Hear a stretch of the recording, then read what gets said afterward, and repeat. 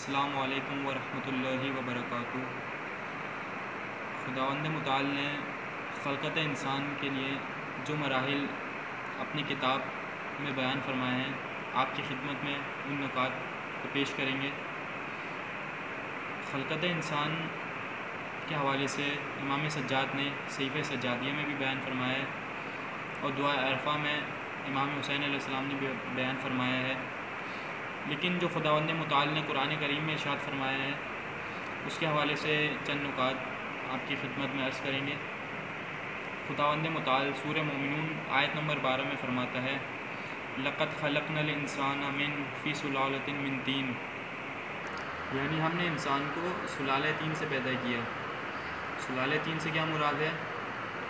سلالہ سے مراد گیلی مٹی، اور تین سے مراد گیلی مٹی، سلالے سے مراد جو اس کا رس، نچوڑ، عرق، یعنی سلالہ طین سے مراد مٹی کا جوس۔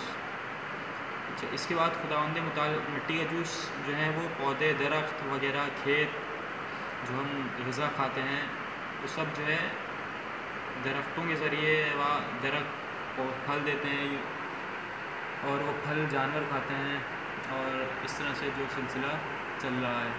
اس کے بعد خدا فرماتا ہے کہ پھر ہم نے ایک نطفہ بنایا، اور پھر اس نطفے کو قرار مکین رحم مادر میں ٹھہرایا، اور پھر اس نطفے کا ہم نے علقہ بنایا۔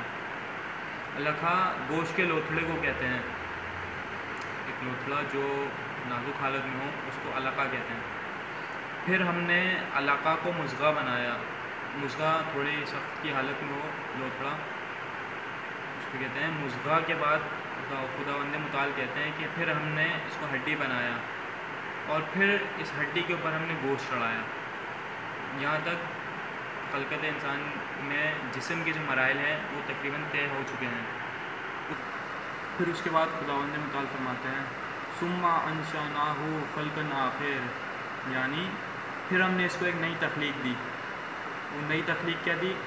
یہ خداوند متعال نے دوسری آیات وغیرہ میں ذکر فرمایا ہے کہ وہ جو تخلیق دی وہ روح کی تخلیق تھی، جو اصل انسان ہے، روح جو ہماری حقیقت ہے، روح، اس کو تخلیق کیا۔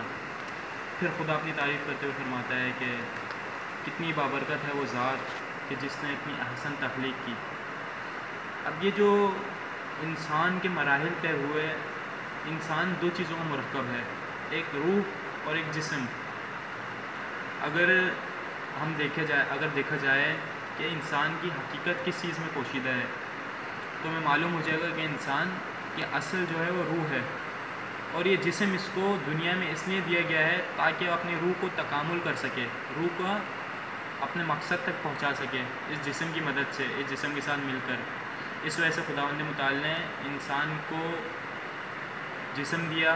جب بچہ پیدا ہوتا ہے، ایک جسم کے اندر روح آتی ہے، بچہ بڑا ہوتا ہے، لڑکا بنتا ہے، لڑکا مرد بنتا ہے، اس کے بعد بوڑھا ہو جاتا ہے، پھر دوبارہ مر جاتا ہے، اور پھر قبر میں جاتا ہے، اور پھر دوبارہ کچھ عرصے میں مٹی میں تبدیل ہو جاتا ہے۔ یعنی خاک سے خدا نے انسان کو پیدا کیا، سلالہ طین سے، اور پھر دوبارہ خاک میں مل گئے۔ اس سفر کا جو دائرہ، یہ سارا دائرہ سفر ہے ہمارا دنیا کے اندر، اس کا کوئی نہ کوئی مقصد ہے۔ مقصد کیا ہے؟ وہ جو روح ہے جو اس کے اندر جسم میں ڈالی گئی ہے، وہ اپنے مقصد تک پہنچ جائے، اس کو لقاء اللہ ہو جائے، وہ مقام عبودیت تک پہنچ جائے۔ بس اس مقصد کے تحت خداوند متعال نے ہمیں اس دنیا میں بھیجا تاکہ ہم خود کو سمجھیں۔ من عرف نفسہ فقد عرف ربہ، خود کی پہچان، جس نے خود کو پہچان لیا اس نے اپنے رب کو پہچان لیا۔ سب سے پہلی چیز خود کی معرفت ہے۔ جب تک ہم اپنے آپ کی معرفت حاصل نہیں کریں گے کہ میں ہوں کون، میری حقیقت کیا ہے، اس وقت تک ہم خدا کی معرفت حاصل نہیں کر سکتے۔ السلام علیکم ورحمۃ اللہ وبرکاتہ۔